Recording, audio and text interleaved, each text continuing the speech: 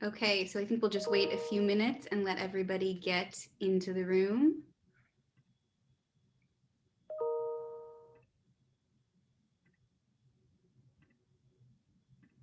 I'm going to silence the dinging on my computer.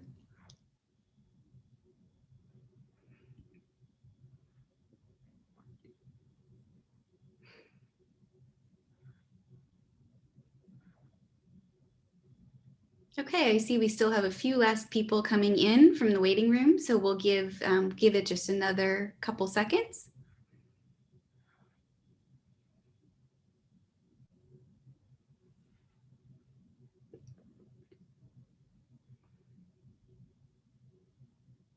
Okay, great. So welcome to the LBJ School of Public Affairs at the University of Texas at Austin. This is our In the Arena series, and I'm delighted today to be joined by Dr. Anne-Marie Slaughter, who I'll introduce in just a moment.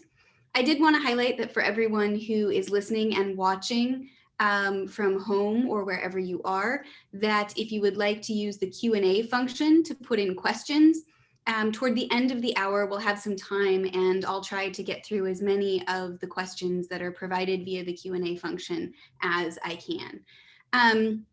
In the middle of the hour, we'll also be joined by 2 current LBJ School students and 2 LBJ School alumni who have some questions for Dr. Slaughter as well. So again, thank you for joining us today and welcome. It's my pleasure now to introduce our guest for our In the Arena session today, Dr. Anne-Marie Slaughter. Dr. Slaughter is the CEO of New America and the Bert G. Kerstetter, a 1966 University Professor Emerita of Politics and International Affairs at Princeton University, and I hope I've just pronounced that correctly. From 2009 to 2011, she served as the Director of Policy Planning at the U.S. Department of State, and she was the first woman to hold that position. Prior to government service, she was the Dean of Princeton University's School of Public and International Affairs, formerly the Woodrow Wilson School, and that was from 2002 to 2009, and the J. Sinclair Armstrong Professor of International, Foreign, and Comparative Law at Harvard Law School from 1994 to 2002. She's written or edited 7 books, including The Chessboard and the Web, Strategies of Connection in a Networked World, Unfinished Business, Women, Men, Work, Family, and The Idea That Is America, Keeping Faith with Our Values in a Dangerous World. She's also a frequent contributor to any number of publications, including The Atlantic, The Financial Times, and Project Syndicate. And in 2012, she published an article, which I know some of our students will ask about today, titled Why Women Still Can't Have It All in The Atlantic, which quickly became one of the most read articles in the history of the magazine and helped spark a renewed national conversation about the continued obstacles to genuine and full male-female equal opportunity and equality. She's married to Professor Andrew Moravchik, also at Princeton, and they have 2 sons. And we're really, really delighted to be able to welcome you to UT and the LBJ School. Dr. Slaughter, thank you so much for joining us today.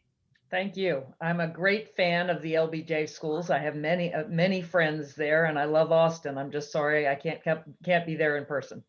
Well, I wish we could have had you in person for this series, and I hope that we have another excuse soon to get you down here. We would love to share the good weather and good food and community with you here, preferably sometime when it's snowy and cold in New Jersey. So we'll keep you on our radar and hope to welcome you in person soon. Great barbecue, I know. Yes. Yes, it's a long list. We'd be happy to share it. So I wanted to start by just noting that we're doing this session today as part of the 50th anniversary of the LBJ School of Public Affairs, which honors President Johnson's legacy as well as our collective commitment to public service. And you've been a leader in many different arenas of public service, from academia to the federal government to now the think tank world. And you've written extensively about being a woman in these professions, right, in these different contexts. And so, for today's session, as we reflect on women's leadership in global policy, I wanted to ask you about the challenges, in your opinion and your experience, of being a woman and a woman in a position of leadership across these different contexts. and to ask you whether your experience and the lessons that you drew about female leadership, did the lessons or the skills that you needed to have to lead effectively vary across those different contexts? Well, there's a lot in that question. And so first of all, congratulations on the 50th anniversary. And that's a good place to start, because I was 12 years old in 1970 when the LBJ school would have been founded. And if I look back, even from 1980, when I graduated from college, to now, so those 40 years, the change has been just extraordinary. I mean, I was a feminist. What that meant was I wanted a career. My father was one of the few fathers in Charlottesville, Virginia in the 1960s who thought his daughter should have a career, and sort of prepared me for one. And he did, because he was a lawyer and there was a huge wave of divorces then. And he saw all these older women who'd gotten married, who dropped out of law school or med school or never went because they expected their husbands to provide for them, and they had ended up without means of supporting themselves. So he actually raised me to have a career. But in 1980, that meant, okay, I could be a lawyer. I knew one female lawyer. I knew no female doctors, no engineers, no judges, no anybody, much less the idea of secretaries of state or vice presidents or presidents. So by that measure, the world has just changed dramatically. And I would say that overall, I've been more advantaged by being a woman than disadvantaged. If I had been looking for a job in 1975 and 1980, maybe even 85, I would have still been facing massive discrimination. And there was still massive discrimination much longer than that, and there is still today. But by the time I was on the law teaching market, so I went on the market in 1990 to become a law professor, law schools were looking for women. You had to meet the bar. I mean, no question. And probably the bar was a little higher, but they also actively wanted women. And I will say that by the time when I went into government, well, when I became dean at Princeton, Shirley Tillman was Princeton's first woman president, and I wanted to work for her. And she was also looking again for women to break those glass ceilings. Hillary Clinton was looking for a woman to break the glass ceiling of policy planning, which has always been the State Department's big think job and had never been held by a woman. And so it was important to her. So I've been definitely helped in getting jobs. I think I've been judged often with double standards. And we all know, and it's still true, that a woman who is decisive and ambitious and bold gets often called sharp-elbowed or ambitious in a negative way, right? Or the B word. And so all of that is certainly true. And I will say that, to your point about styles of leadership, I really learned how to be a public person from my husband, who was a professor, a political scientist. But he would say to me in the early days we were married, I would do the classic female thing of sort of apologizing before I spoke. So I would say, I'm not really an expert, but I think. And he would say to me, well, if you're not an expert, then why should anybody listen to you? So I kind of learned how to present myself in a masculine way, with a loud voice, with a kind of body language that says, I'm here. And that, I think that's been helpful, but I also think women are still navigating how to wield the same authority as men without being judged too tough or, again, the B word, really. And you saw that, of course, even in the women running for president on the Democratic ticket this time and during the primaries, lots of double standards. So I think it has gotten vastly better. I still think it is maybe easier to get your foot in the door, although you look at the Senate, you look at the Fortune 500, it's woefully short of women. But you're judged quite harshly, I think, once you are a leader. Well, I think that's a really interesting question, and I want to follow up on that. What you're saying about progress across different fields really resonates with what I've heard from my own parents, who were both in the medical profession. And my mother went to medical school in 1976, and I think was asked in the interview process whether she was being considered as an affirmative action case. The interviews used to be fairly tough and sometimes quite abrasive. And now, of course, medical, and my dad was very supportive of that, and one of the first residents at the University of Washington to take paternity leave when it was offered, which he did when I was born. So he's a pioneer.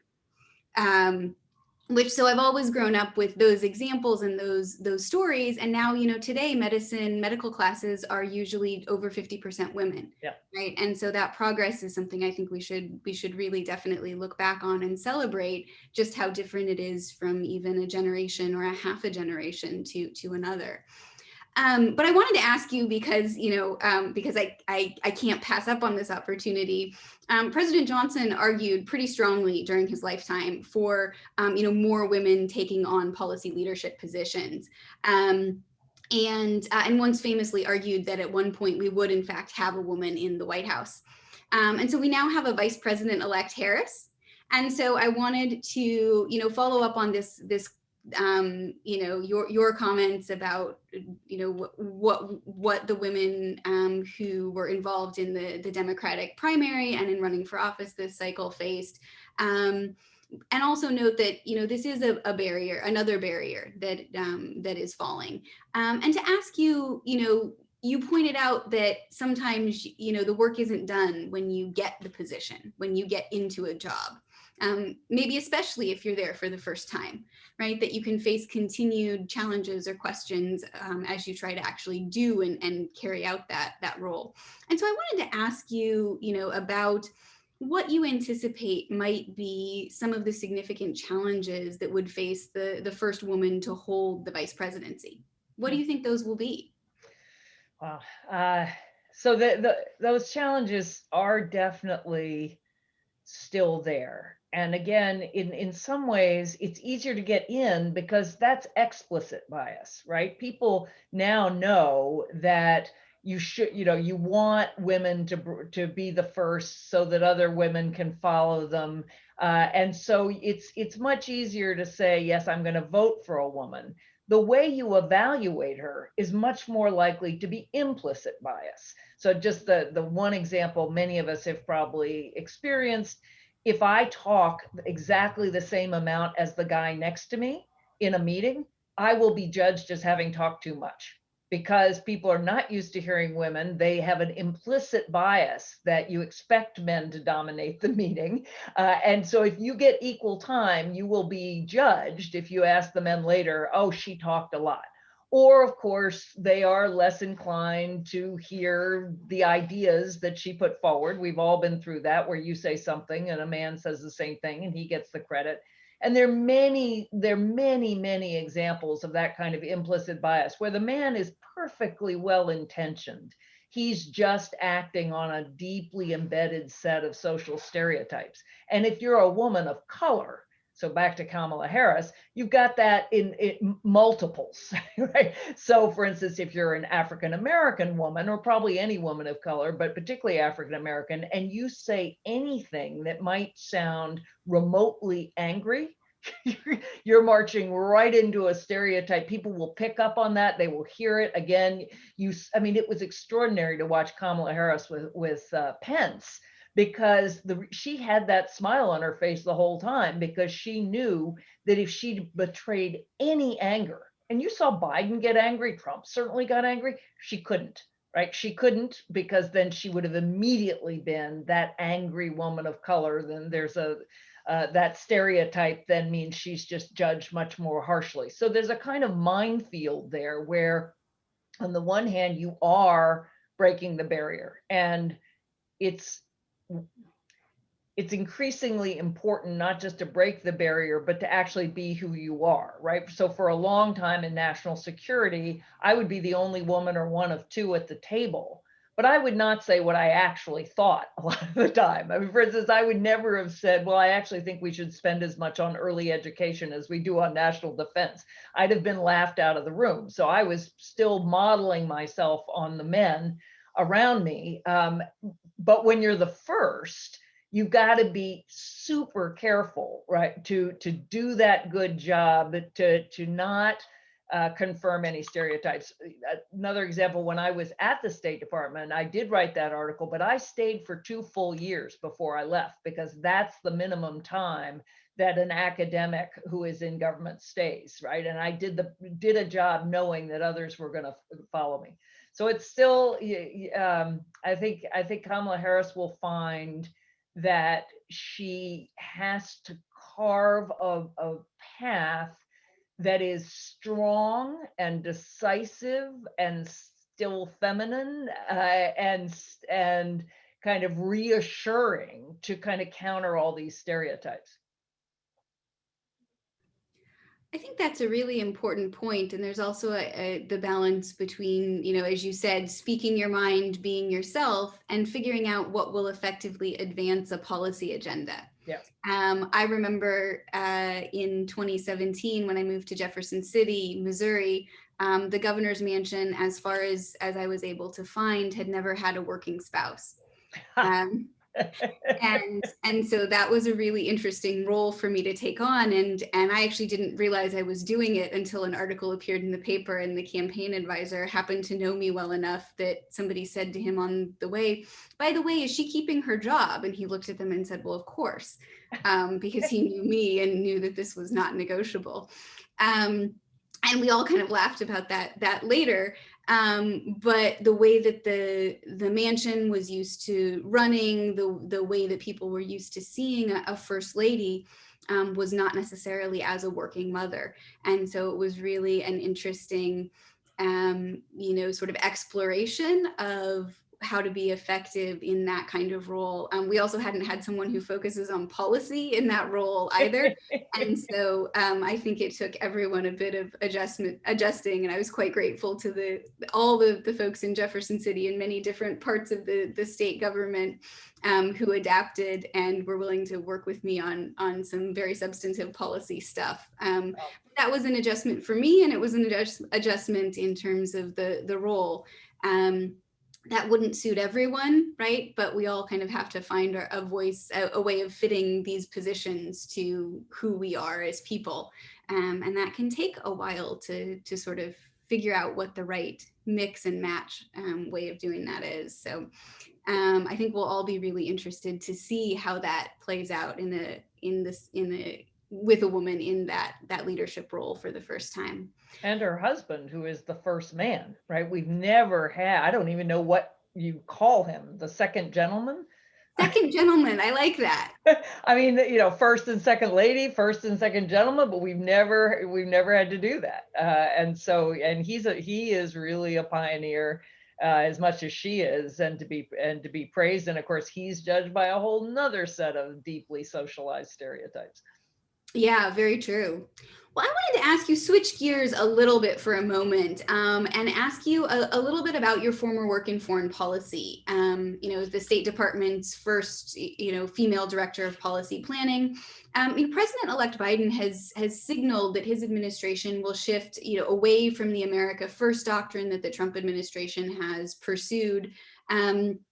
And so many observers are anticipating a return to broader multilateral engagement with international organizations and allies and partners around the world.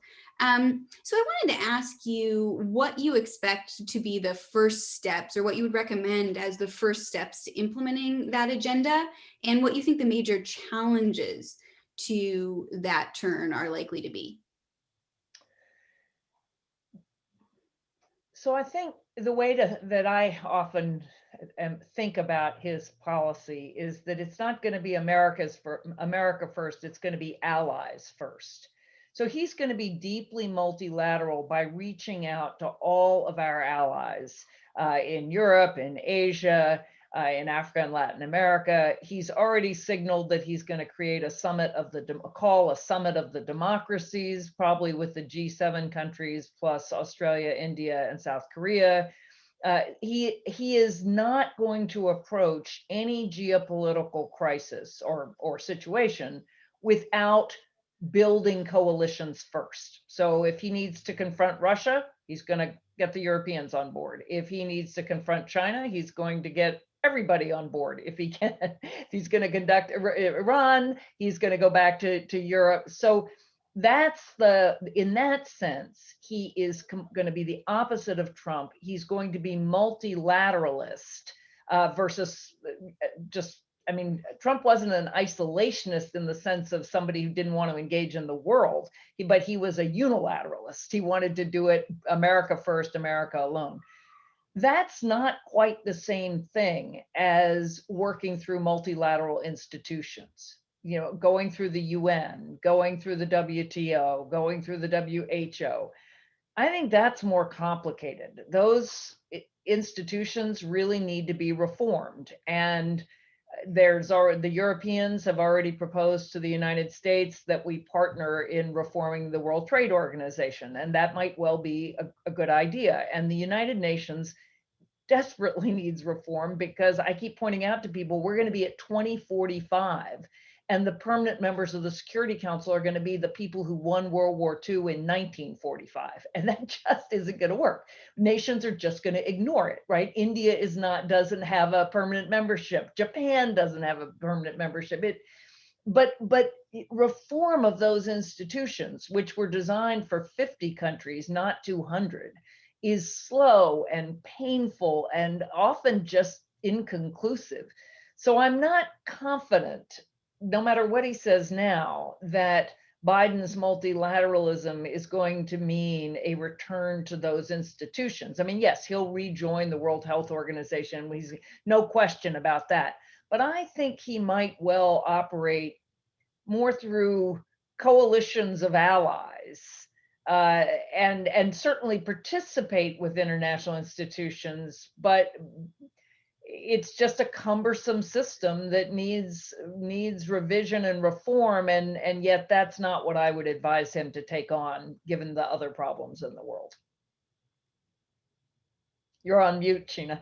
Thank you.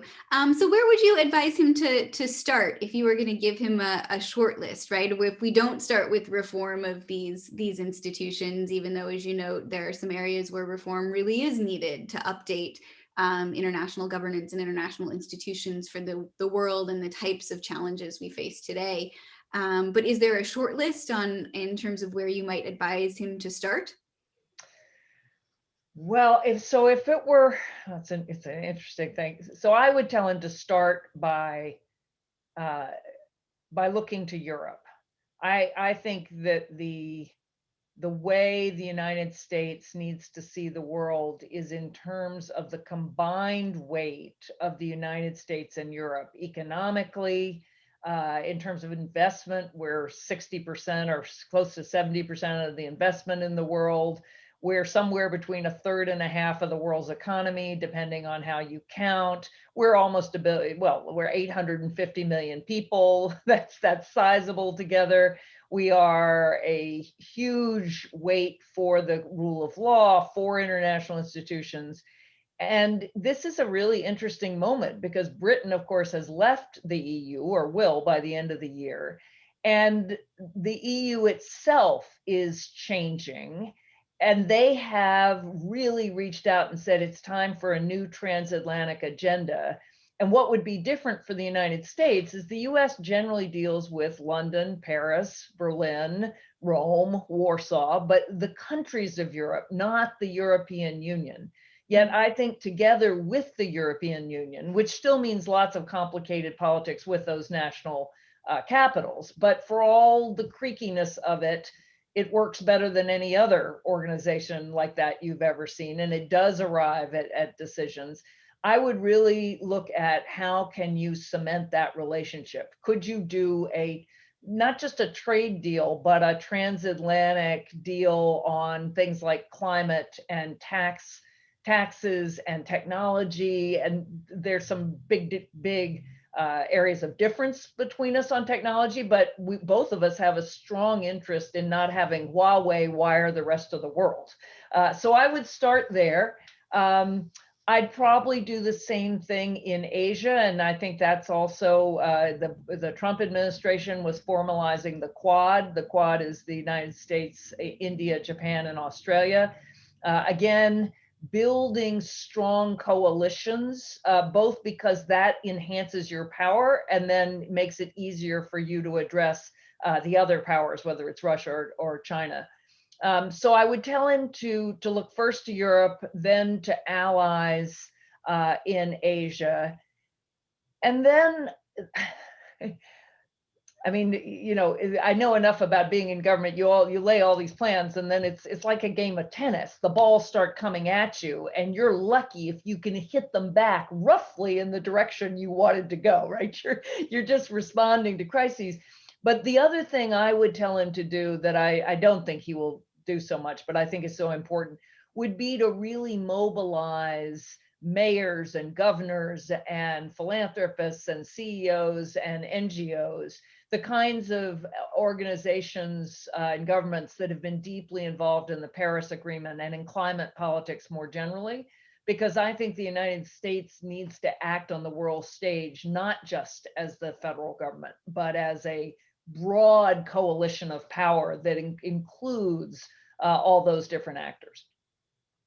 Interesting. I mean, one of the things as someone who works on China that I've paid attention to is the politics of subnational diplomacy in the US-China relationship, which are often quite consequential. Yes. So it's interesting to think about how a democracy could mobilize its civil society and local and state governments to be a positive role in the world. I want to get to the questions that I know some of our students have for you. But before I do, I wanted to ask you a question that has to do really with the mission of the LBJ School on this 50th anniversary. And to really ask for your thoughts as someone who formerly headed the now renamed Woodrow Wilson School, the Princeton School of Public and International Affairs. And I wanted to ask you, as someone who is in between policy and academic research and who has trained students and thought about what it takes to train students to have a positive impact on policy, you know, what is it that a policy school like the LBJ School should be teaching our students today? What are the core skills and lessons that we should be trying to impart?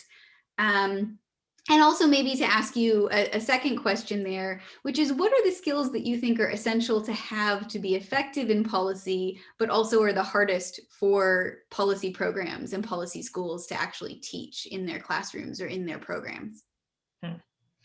Well, I'll start with the second question.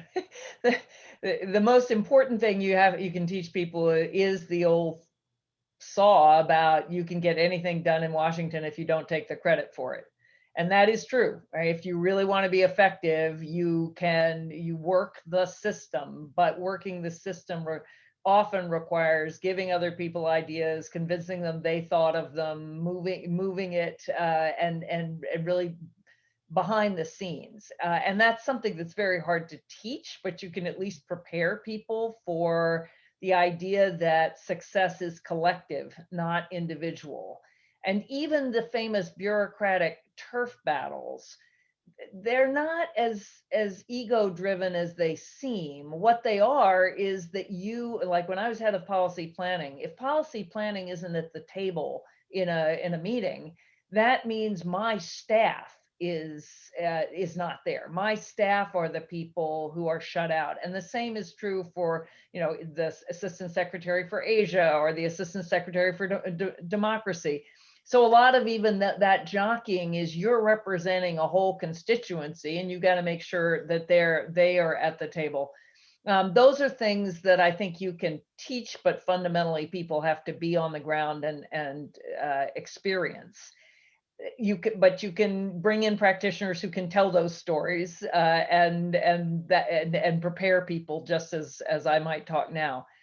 The actual question of a curriculum, I think, is very much in flux. And indeed, I've been part of groups, as has Dean Evans been part of groups, trying to see what the 21st century version of a public problem solving curriculum looks like, because that's the first point. It isn't just policy.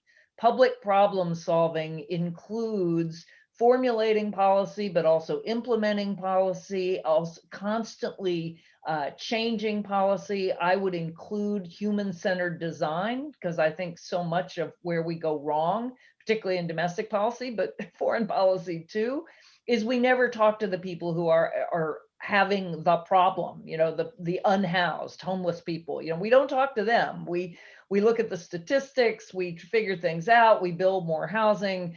Often that is not necessarily what the people who are experiencing the problem need or want. And so there's a whole way of public problem solving that I think includes human-centered design, a lot of data science, so that you have feedback loops, you can tell whether your policy is effective or not. Network theory, which is something I do a lot of. How do you build coalitions so that you're actually designing for scale? Those are topics that are not generally on the public policy school agenda or the public problem solving agenda. But the other thing I would say is you have to be teaching at least as much tech as you're teaching economics, because no one would graduate from the LBJ school without having macro and micro. I mean, that's just like that's your bread and butter as a school of public affairs. I would say similarly, you need at least that much knowledge of the workings of the internet and technology more generally, not because you're going to be an engineer, but you'd better be able to work with engineers, just like you have to work with economists. Great. Those are some really interesting thoughts. I know that there are a couple of curriculum reviews that have been done or are ongoing. And so I'm sitting here taking notes for that. At this point, what I want to do is turn to some of our LBJ alumni and current students who we invited to join us for this conversation today. So if you all could turn on your cameras and join us, that would be terrific. I'm going to introduce all four of them briefly, and then ask them to pose some of the questions that they have after listening to this discussion. So I wanted to start, joining us today is Alyssa Goessler, who is a second-year graduate student at UT in the Masters of Global Policy Studies program, and she's doing a dual degree in that program in Middle Eastern Studies at UT. Prior to being at UT, she worked in foreign policy in New York City, first at the Mission of Jordan to the UN, and thereafter in the executive office of the Council on Foreign Relations. She's a Brumley Fellow here at our Strauss Center on International Security and Law, and specializes in space security, safety, and sustainability.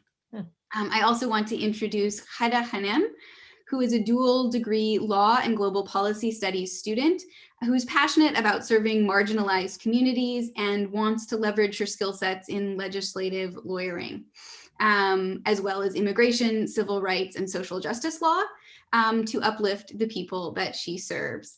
She's clerked for the Texas Civil Rights Project, the Texas Supreme Court, the Open Society Justice Initiative, Texas Rio Grande Legal Aid, and RACES. We're also joined today by Amy Kroll, who is the founder and executive director of the LBJ Women's Campaign School, which is a new program here at the LBJ School of Public Affairs that trains women who want to run for elected office or become campaign managers. Earlier this year, Presidents Bill Clinton and George W. Bush selected her to join the 2020 class of Presidential Leadership Scholars. And before her current role, she spent nearly a decade working in politics at the local, state, and national levels. And then finally, we are joined also by Jade Vasquez, who is a member of the MGPS class of 2020.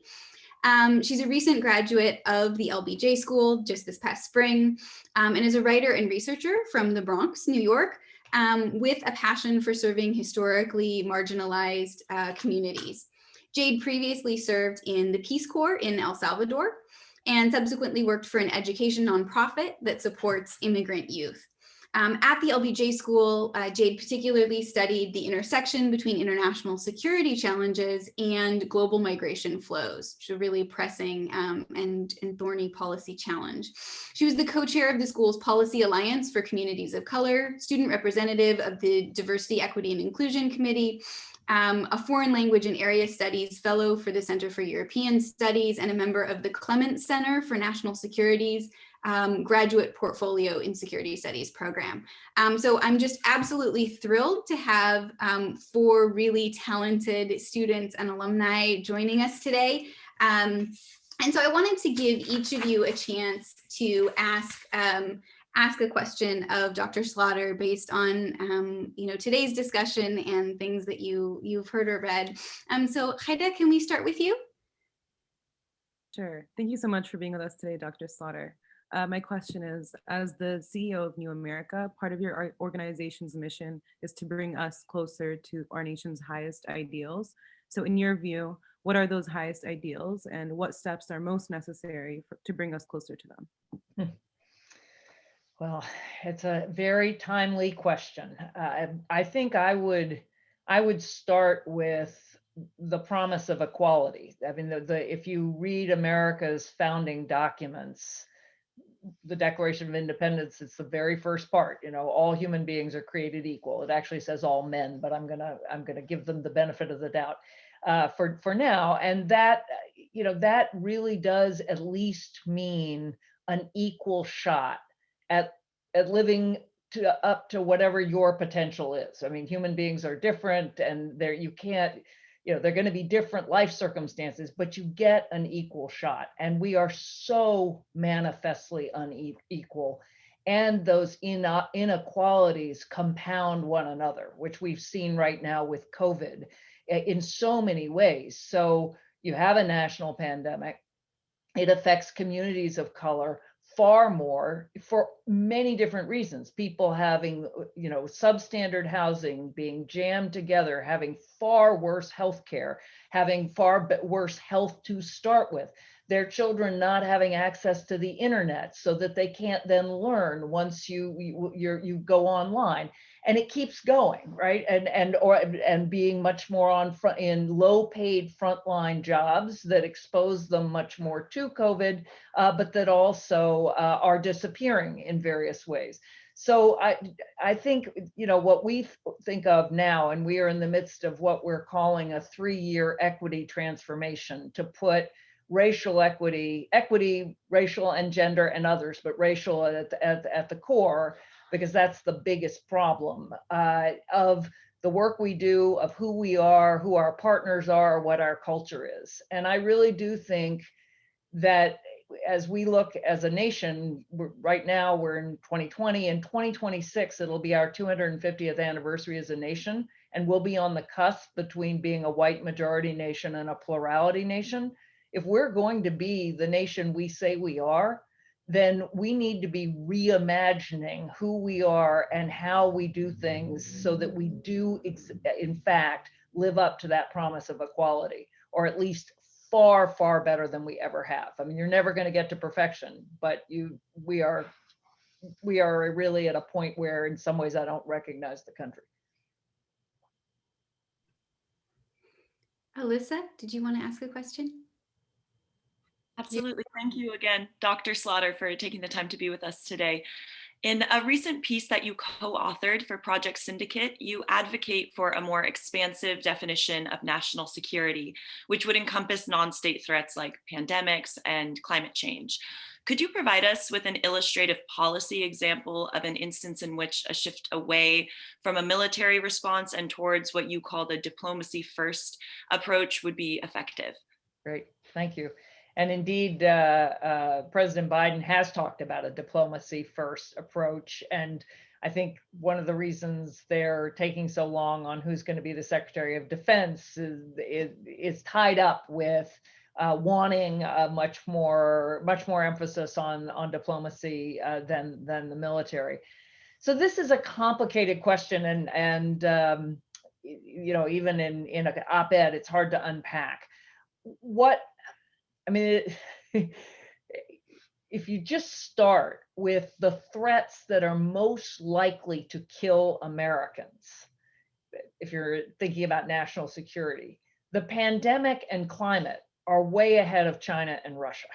It's really that simple. I know, China and Russia are nuclear powers and we could all blow each other up, but in the probability that your life is going to be negatively affected, it is the global issues. So global health, climate, but climate, all the things that come from that, right? Scarcity of food, scarcity of water, droughts, fires,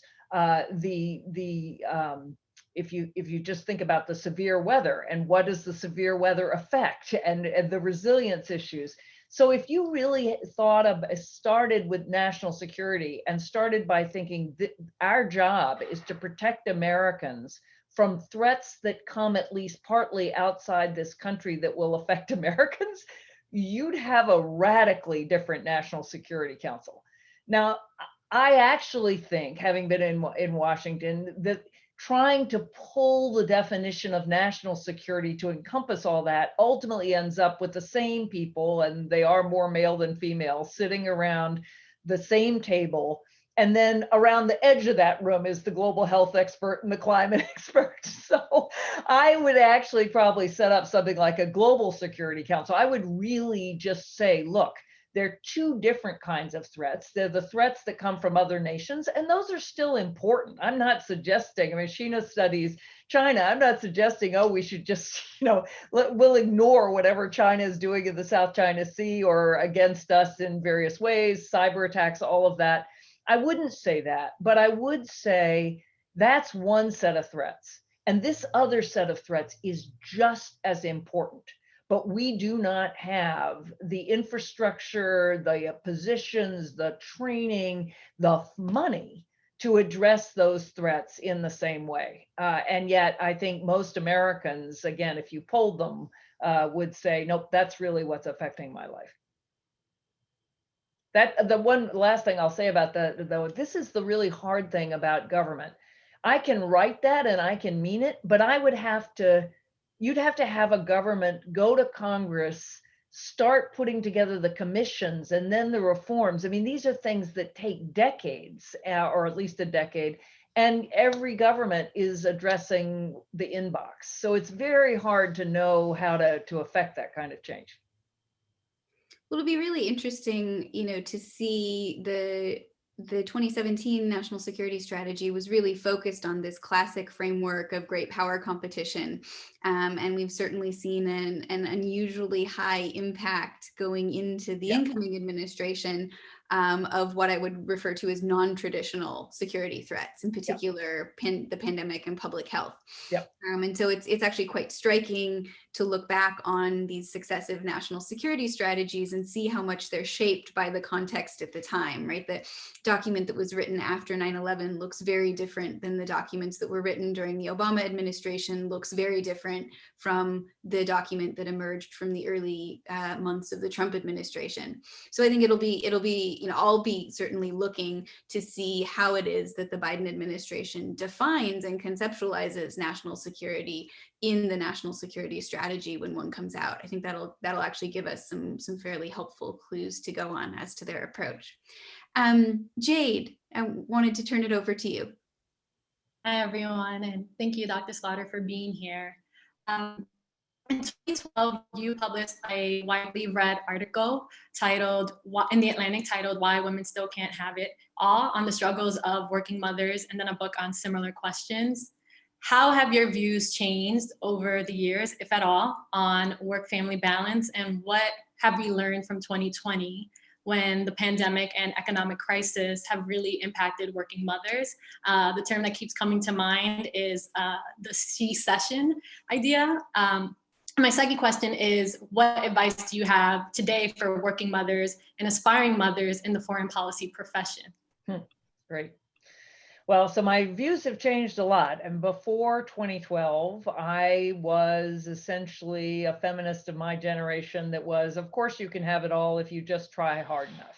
So it was very much, it's on you. If you're ambitious enough and organized enough and you want it badly enough, you can make it work. And I told people that, and that was kind of the mantra of my generation of feminists, and anything else was kind of heresy. So when I published that article in 2012, I pretty much got myself excommunicated from my traditional community because I was saying what should have been obvious to me all along. I mean, I had been hugely privileged and an academic, a tenured academic with another tenured academic husband. I live in a small town with enough money, and I'd been able to control my own schedule. I'd been able to make it work. The minute I was on what most people have, which is a boss, and you have to be on her schedule, and Hillary Clinton was as generous as she could be, but she couldn't make the world stop spinning and giving us events, and she couldn't transport my husband and sons to Washington when they lived in Princeton. And it wasn't a question of how much I wanted it. I mean, maybe it was, in the sense of, if I'd been prepared to just say to my husband and to my elder son, who was really having trouble, "You're on your own, I got my career." But that's not who I am. And so I at that moment I realized, wait a minute, we're doing a real disservice by telling people, of course, it's just up to you. There will always be women who can make it work. But my point was, those women are superhuman or self-employed or very wealthy. And that's not a fair standard. We don't require men to be those things to make it. That was 2012, where I was saying we need to change the way we think about career. We need to change workplaces. All that's still true. By 2015, when I wrote my book, I'd shifted even further. And I now believe we're not really going to get gender equality until we value traditional women's work as much as we value men's work. So I was saying beforehand that, my father was a lawyer, my mother was a homemaker. She's also a professional artist, which she started doing pretty much after we were grown. And I was raised to think his work was important and hers wasn't, that I would never I don't want to be a homemaker. Well, I actually now look at all the work she did and I think I'd never be where I am without that. I wouldn't have the support structure. I just couldn't have. And that work is hugely important. And that brings me now to the pandemic, because we are seeing that work has to get done. Without that work getting done, nothing else can happen. But most of the time, it's invisible work. Now, suddenly, it's all being pushed into the home, and it's still on women's shoulders. And yes, there are women who can make it work, but enormous numbers of women are having to choose between educating their children by being with them while their digital education, and trying desperately to respond to the demands of a workplace. And it will not work. So ultimately, if we want women in the workplace, if we want all that talent, right? I mean, we can't afford to do without all that talent, and not to mention the fact that it's inequitable. We have to really change both how we think about careers, workplaces, flexibility, all of that. But we also have to value care. We have to value the men who do it. And this, I'll come to my advice in just a minute. We have to value the teachers, the therapists, the coaches, the navigators, all these people who do kind of care work and who are paid very little, not to mention actually home health aides and childcare and early education. And finally, I do think we're not going to get there until we change men as much as we've changed women. And that means my advice to women is be very, very careful when you are contemplating choosing a mate, about really asking the questions of, are you willing to give up a promotion so I can take mine? Are you willing to really do 50-50 if that means you have to tell your boss you can't go on a trip because you're the one who's in charge? But the last thing I'll say is, you also, as the woman, have to look at the man who says yes and say, you are competent and strong and bold because you're willing to break gender norms just as much as we have. And that's going to be a couple decades of that kind of change. All right, Amy, you're up. Hi, Dr. Slaughter. Thanks so much for being here. My question builds off of Jade's question a little bit and allows us to dig a little bit deeper. I wanted to talk more about caregiving in the United States. And we have talked about how much progress has been made. And Dr. Greitens shared her story about her father taking paternity leave at the top of this hour. But I was surprised to learn that out of 41 OECD and EU nations, the United States is the only nation with 0 paid parental leave. And I wanted to know, what would a national paid parental leave look like in the United States? What's a good fit for the US economy and society? And how can we move the needle on this important issue? So that is a very specific question. And it is appalling. Most of our other OECD countries have maternity leave and paternity leave, or parental leave more broadly. All countries, except I think there were 3 of us, Papua New Guinea and Somalia maybe, have at least maternity leave, which, you know, all things considered, I don't want just maternity leave because I don't want to just presume it's the mother, but I'll take it over nothing, which is what we have now. I do think we're going to get some kind of parental leave, paid family leave, even if the Senate stays Republican, because there's Republican support also. But what we really need is kind of, as you framed it right, paid family leave. We need a budget of time and money that individuals can tap, whether they've had a child and need to stay home, and fathers as well as mothers, or 2 fathers, 2 mothers, however the family is constituted. But equally, if you're taking care of your own parent, right, or a sick husband, or, you know, there's so many ways in which human beings need care.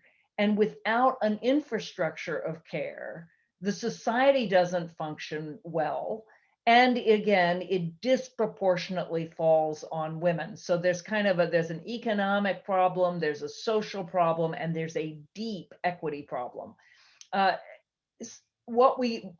So the best proposals are for this budget for family leave, so that you don't just start with parental leave and then have to expand it to, well, what about elder care? And what about, you want to just recognize that care is the work, I call it the work of actualizing yourself through investing in others. In other words, when you care for someone, you are fulfilled in their success, in maybe just their comfort, if it's an older person, or maybe giving them their best day, or developing a child's brain, or easing somebody, you know, who is ill. There's so many ways that we need to provide for that. And in the process, recognize that it's vital to who we are as humans, and it's vital to our society. That's a really interesting point, and it feels especially fitting to be having this conversation in 2020. One of the things I think that the pandemic really has laid bare is that you know, public schools in many cases, or schools in general, have functioned as sites of caregiving, not just of education. And so the impact of having those supports removed for so many families has been especially profound and especially detrimental, and for vulnerable families of various types in particular.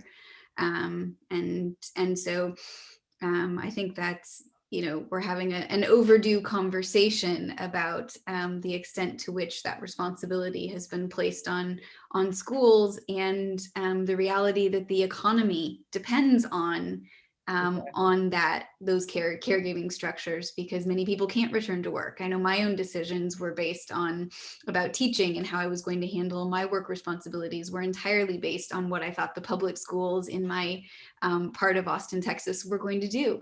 And so that's, you know, I think many of us now are having these conversations in a much more transparent way. But as you point out, they're overdue conversations.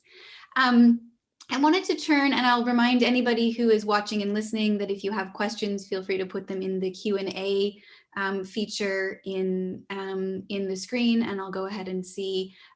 We probably will only have time for one or two, but please go ahead and put those in and I'll see what we can answer.